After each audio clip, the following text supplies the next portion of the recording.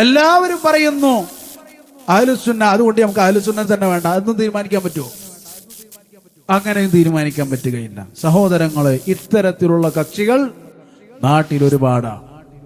അതിൽപ്പെട്ട മറ്റൊരു കക്ഷിയാണ് നമ്മളുടെ നാട്ടിൽ ഇപ്പോൾ 100 നൂറ്റാണ്ട് അല്ലെങ്കിൽ 1 നൂറ്റാണ്ട് 100 വർഷത്തിന്റെ നവോത്ഥാന കാര്യങ്ങൾ ആഘോഷിച്ചുകൊണ്ടിരിക്കുന്ന, നൂറ്റാണ്ട് ആഘോഷിച്ചുകൊണ്ടിരിക്കുന്ന മറ്റൊരു വിഭാഗം മുജാഹിദുകൾ എന്നറിയപ്പെടുന്ന വിഭാഗം.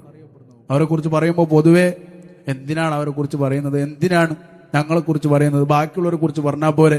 ഇവിടെ കുറെ തൗഹീദില്ലാത്ത ആൾക്കാരില്ല, അവരെ കുറിച്ച് പറഞ്ഞാൽ പോരെ?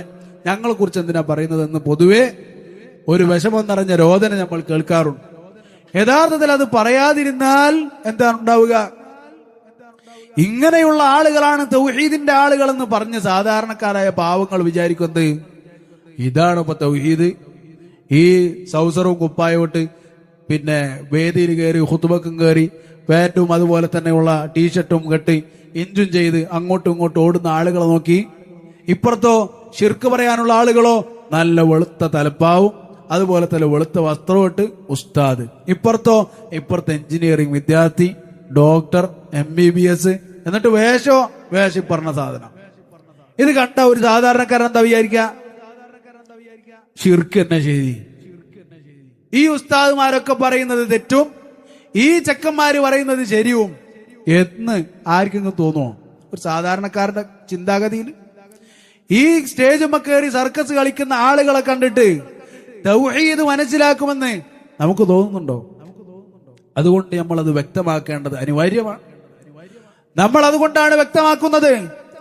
ഒന്ന് ആലോചിച്ച് നോക്കുക. അഹ്ലുസുന്നത്തി വൽ ജമാഅ അവർ റസൂൽ സല്ലല്ലാഹു അലൈഹി വസല്ലമയുടെ വേഷം ധരിക്കുമെന്നാണോ? അതല്ല ബുഷിന്റെയും ഒബാമയുടെയും അതുപോലെ തന്നെ നെതന്യാഹുവിന്റെയും വേഷം ധരിക്കുമെന്നാണോ നിങ്ങൾ കരുതുന്നത്? ആരുടെ വേഷം അവർ ധരിക്കുക? ആരുടെ വേഷം അവർ ധരിക്കുക? അഹ്ലുസുന്നത്തി വൽ ജമാഅത്തിന്റെ വേഷം എന്തായിരിക്കും?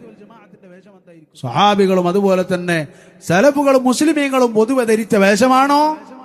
അതല്ല ഈ നേരത്തെ പറഞ്ഞ ഒബാമയും ഹിറ്റ്ലറും അതുപോലെയുള്ള ആളുകളും ഒക്കെ ധരിച്ച വേഷമാണോ അവരുടെ വേഷം ഉണ്ടാകുക? സ്വാഭാവികമായിട്ട് ഒരിക്കലും